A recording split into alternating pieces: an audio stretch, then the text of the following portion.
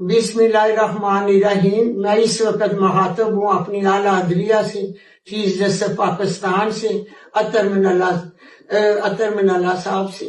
میں وہی عورت ہوں جس کی ویڈیو آپ نے دیکھ کر نوٹس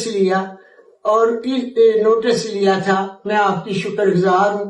اللہ تعالیٰ آپ کو ہمیشہ صحت کاملہ میں رکھے۔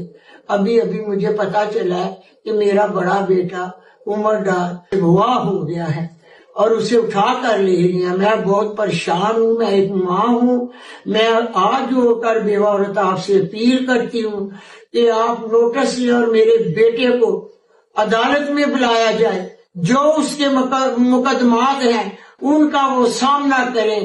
یہ سب کچھ میرے ساتھ اس لیے ہو رہا ہے کہ مجھے الیکشن سے روکا جا رہا ہے، مجھے پیپر جمع نہیں کرانے دیتے، اور اسی لیے ان لوگوں نے مجھے ذوق کو